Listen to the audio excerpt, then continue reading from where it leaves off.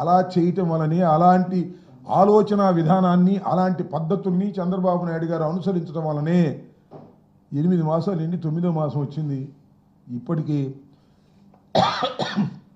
ప్రభుత్వ వ్యతిరేకత శరవేగంతో పెరుగుతున్నటువంటి విషయాన్ని కొలబద్దలు ఏమీ లేవు, కానీ మన మనసుకు అర్థమవుతాయి, చంద్రబాబు నాయుడు గారి మనసుకు కూడా అర్థమవుతాయి.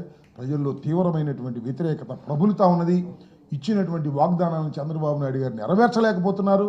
నెరవేర్చలేకపోగా డబ్బులు లేవంటున్నాడు చంద్రబాబు నాయుడు గారు. ఎన్నికలకు ముందేమో నేను సంపద సృష్టిస్తా అన్నాడు.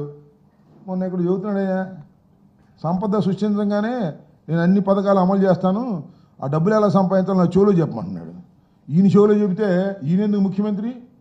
నేనేమో సృష్టిస్తా అనేమో ఎన్నికలకు ముందు బ్యాండ్ పెట్టుకున్నాడు. ఇవాళేమో నువ్వు చెవులో చెప్పాలంటే వచ్చి డబ్బులు ఎలా సంపాదించాలో చెవులో ఈయనకి చెవులో చెప్పేటట్టయితే ఇంక ఈయనెందుకు ముఖ్యమంత్రి? నాకు అర్థం కాల. సంపద సృష్టిస్తా, అనుభవం ఉంది నాకు అని కోతలు కోసేసిన చంద్రబాబు నాయుడు గారు ఇవాళ సంపద సృష్టించలేక, అప్పులు పుట్టక, సెంట్రల్ గవర్నమెంట్ దగ్గరికి వెళ్ళి గ్యారెంటీలు తీసుకొని 26,000 కోట్ల రూపాయలు అప్పు తీసుకొని అమరావతిలో రోడ్లు వేయాలనే తాపత్రయంలో తప్ప సంక్షేమ కార్యక్రమాలు అమలు చేయాలనేటువంటి ఆలోచన లేదు, చెయ్యలేడు, చెయ్యబోడు. కారణం ఏంటంటే ఆర్థిక వ్యవస్థ ఆంధ్రప్రదేశ్ని సహకరించదు. ఈ విషయాన్ని మాజీ ముఖ్యమంత్రి జగన్మోహన్ రెడ్డి గారు చాలా స్పష్టంగా ఎన్నికలకు ముందు చెప్పాడు.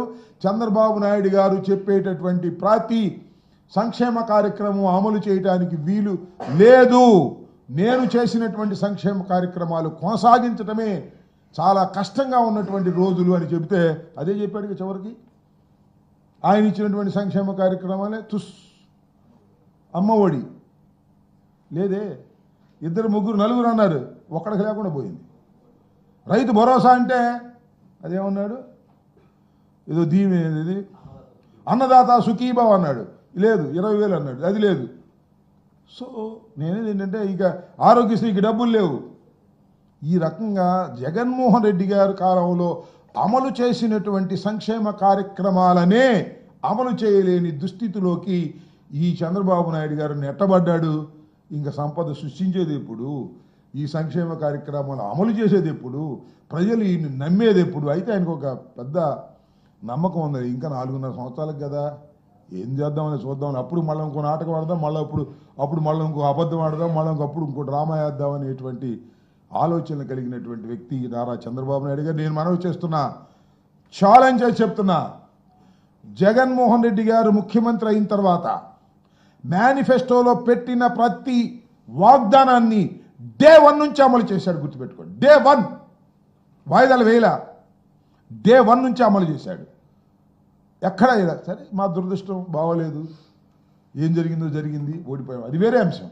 కానీ డే 1 నుంచి దిగిపోయేంతవరకు ఎంత కష్టమైన నష్టమైన అమలు చేసినటువంటి ఘనత జగన్మోహన్ రెడ్డి గారు దాన్ని మనం చేస్తున్నాం.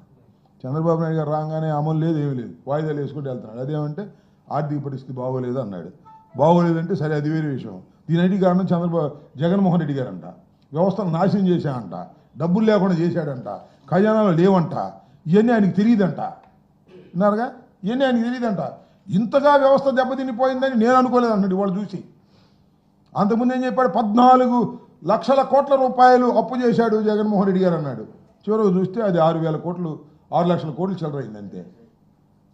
ఇలా ఒక దుర్మార్గమైనటువంటి పద్ధతుల్లో ఇవాళ చంద్రబాబు నాయుడు గారు పరిపాలన చేస్తుంటే ఆయనకి గ్యారంటీ ఇచ్చిన ఆయనేమో మాట్లాడట్ల. మరి ఆయన పవన్ కళ్యాణ్ గారు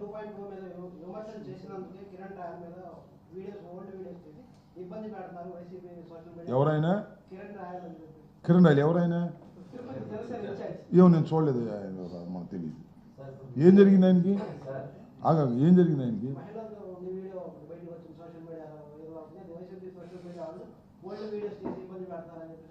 ఏమో మరి నాది మహిళలు, మరి కిరణ్ రాయలు ఏం జరిగిందో మరి ఏంటో నేను కూడా చూడలేదయ్యా. ఎవరైనా మహిళలు ఆరోపణలు చేశారు ఆయన మీద? ఏమో మరి మనకు తెలియని వ్యవహారం అది, దాని జోలి మనకి ఎందుకులే.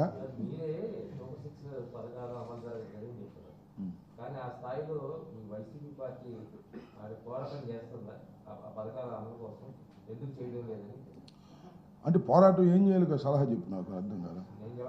అది కదయ్యా, వాళ్ళు 8 మాసాలు అయింది చంద్రబాబు నాయుడు గారు అధికారంలోకి వచ్చి, ఆయన ఇచ్చిన హామీలను నెరవేర్చడం లేదు, ప్రజల్లో వ్యతిరేకత పెరుగుతుంది. మేమేం పోరాటం చేయాలి? చేస్తున్నాంగా.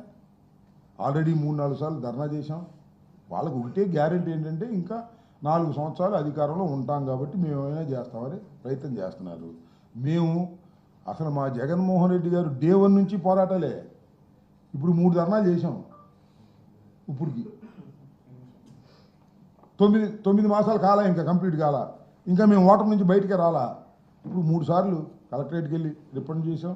మన కరెంటు ఛార్జీల మీద కరెంట్ ఆఫీస్ దగ్గర ధర్నా చేసాం. మళ్ళీ ఫీజు రీంబర్స్మెంట్ మీద ధర్నా వాయిదా వేస్తూ వచ్చాం. ఎమ్మెల్సీ కోడ్ ఉండటం వల్ల పోరాటాలు చేయటంలో వెనుకాడే ప్రశ్న లేదు. పోరాటాలు చేస్తాం, ప్రజల్ని చైతన్యపరుస్తాం, ప్రజలు వాటిని తెలుసుకుంటారు. ప్రజలు పోరాటాల్లోకి వచ్చి పాల్గొకపోవచ్చు, అది వేరే విషయం. ఇంకా టైం పడుతుంది పోరాటాల్లోకి వచ్చి చేసేదానికి. చంద్రబాబు ఏమో భయపెట్టేస్తున్నాడు, అరెస్టులతో అక్రమాలతో భయపెట్టేస్తున్నాడు.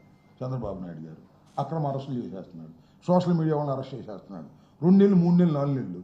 నాకు అర్థం కాల, మర్డర్ కేసులోనే 2 నెలలకి 3 నెలలకి బెయిల్ వస్తుంది, సోషల్ మీడియాలో 3 నెలల దాకా బెయిల్ రావట్లా. అంత పకడ్బందీగా పోలీస్ వ్యవస్థను వాడుతున్నాడు ఆయన. దుర్మార్గంగా వ్యవహరిస్తున్నాడు. పెద్ద పెద్ద లాయర్లు పెడుతున్నాడు. సుప్రీంకోర్టులో అసలు పెద్ద లాయర్లు పెట్టి సోషల్ మీడియాలో వాళ్ళకి రాకోకుండా, మా మీద కేసులు పెట్టిన వాళ్ళకి బెయిల్ రాకోకుండా వచ్చే విధంగా ఆయన మొత్తం పవర్ని అంతా ఉపయోగిస్తున్నాడు. ఎంతో కాలం కొనసాగదు, కొంతకాలం కొనసాగిద్ది తప్ప కలకాలం అది కొనసాగదనే విషయం ప్రజలకు తెలుసు, చంద్రబాబుకు తెలుసు. చూద్దాం ఏం జరిగిద్దాం. ఇప్పుడు నిన్న ఏంటి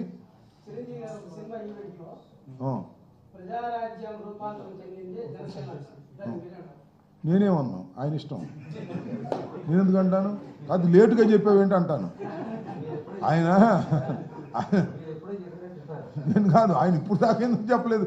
చిరంజీవి గారు ప్రజారాజ్యం పార్టీనే తొండ ముదిరి ఊసర వెళ్ళిందంట. అలాగే ప్రజారాజ్యం పార్టీ రూపాంతరం చెంది జనసేన అయిందనే విషయం ఇప్పుడు దాకా ఎందుకు చెప్పలేదు అన్నా నేను. అది నా బాధ. మంచిదే అన్నా తమ్ములు. అయితే రూపాంతరం చెంది ఇలా మారింది కానీ పాపం చిరంజీవి గారు నాకు కూడా బాగా తెలుసు. చాలా మంచివాడు, సౌమ్యుడు, ఒక విధంగా రాజకీయాలకు పెద్దగా పనికొచ్చే వ్యక్తి కాదు. అదేంటి పేరు, ప్రజారాజ్యం పార్టీ ముదిరి కాంగ్రెస్లో కలిసింది. ఈ జనసేన కూడా ముదిరి బీజేపీలో కలిసిద్దేమో, జాగ్రత్త పడమన్నా. దీన్ని కూడా అలా విలీనం చేసేస్తాడా? అన్నేమో కాంగ్రెస్లో విలీనం చేశాడు, తమ్ముడు బీజేపీలో విలీనం చేస్తాడా అనే సంకేతాలు కనిపిస్తున్నాయి ఆయన చెప్పే మాట ప్రకారం. చిరంజీవి గారు ఏమన్నాడు? ఇది మారి అదేయింది అన్నాడు. ప్రజారాజ్యం మారి జనసేన కాలేదు, ప్రజారాజ్యం మారి కాంగ్రెస్ అయ్యింది, కాంగ్రెస్లో కేంద్ర మంత్రి అయ్యాడు. అలాగే జనసేన మారి బీజేపీలోకి చేరి మరి ఆయన కేంద్ర మంత్రి అవుతాడా? ఇలాంటి సందేశం ఏమన్నా ఇచ్చాడా? ఒకసారి చెక్ చేసుకోమని మనం చేస్తున్నాను. బాగా ఉన్నది చెప్పానే, బాగా చెప్పండి. Okay, right, thank you. నీకు ఏం కావాలో అది అడుగుతావు అంతే. అది కదా లడ్డూ ప్రసాదం చేసి ఏదేదో అడుగుతున్నారు మీరు. నన్ను ఎక్కడికైనా తీసుకెళ్తున్నారు మీరు నన్ను.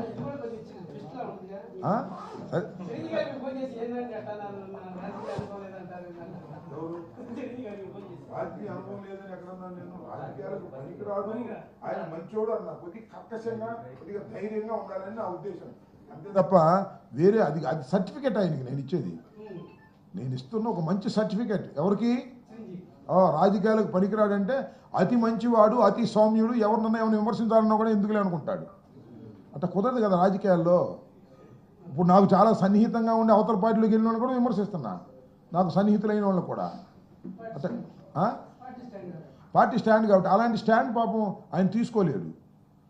అందువల్ల తీసుకెళ్ళి శుభ్రంగా ఢిల్లీ కోటకు అప్పచెప్పాడు కాంగ్రెస్కి. ఎవరిని అడుగుతున్నా? నన్ను. ఆయన అడుగు. అవును, ఆయన ఇప్పుడు జనసేనలో ఉన్నట్టుగా అర్థం అవుతుంది నువ్వు చెప్పే లెక్క ప్రకారం. ఇది ముదిరి అది తొండ ముదిరి ఓసరి వెళ్ళింది అన్నట్టుగా ఇది ముదిరి అదైందంటే ఏదో.